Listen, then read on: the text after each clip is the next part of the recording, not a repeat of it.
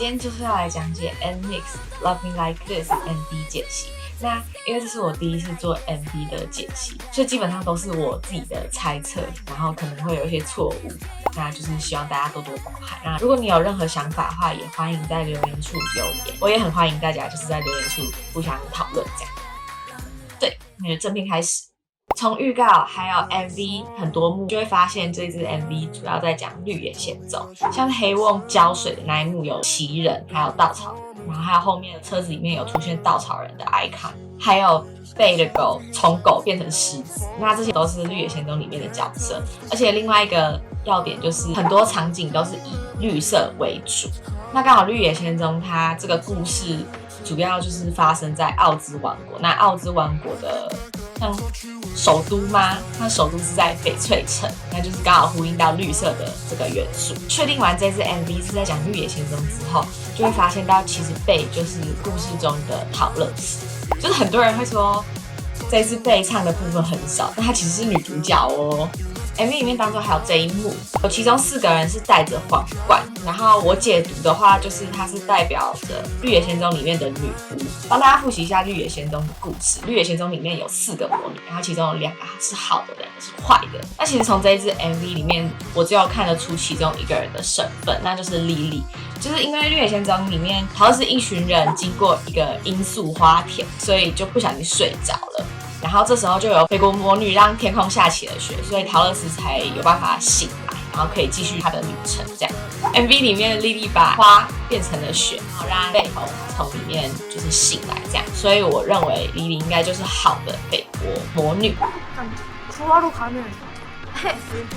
누굴 구하고 있냐고요? 그거는 말할 수 없어요. 이 강아지가 밥 먹는 표정을 찍기 위해서 엄청 많은 맞아요. 그래서 숨겨진 많은 오브제들 찾아가고 싶고 세계관 들고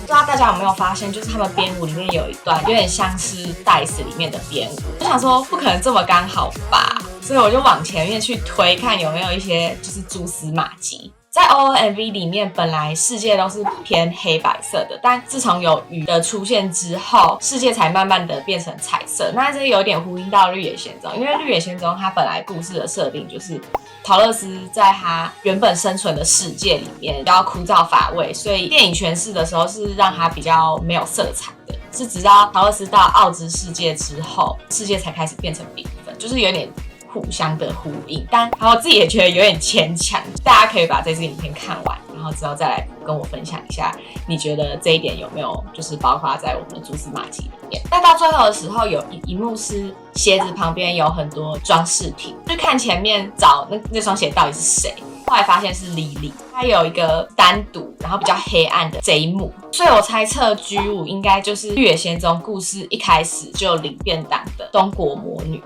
再帮大家复习一下故事，就是东国魔女她直接被陶乐斯的家压死的那个坏女巫。那这个女巫还有一个特点，就是她怕光。那刚好在 OOMV 的最后 ，G5 脸上有很多光，然后我就在猜测说，会不会这就是在讲说她怕光？所以莉莉脚边的那些装饰品可能是 G5 留下来的。自己个人就是一个爱丽丝粉，所以 Dice 出来的时候我超兴奋。那 Dice 里面跟绿野仙踪有关在哪里呢？在 MV 里面也是有那个龙卷风 ，JYP 还有另外发出一个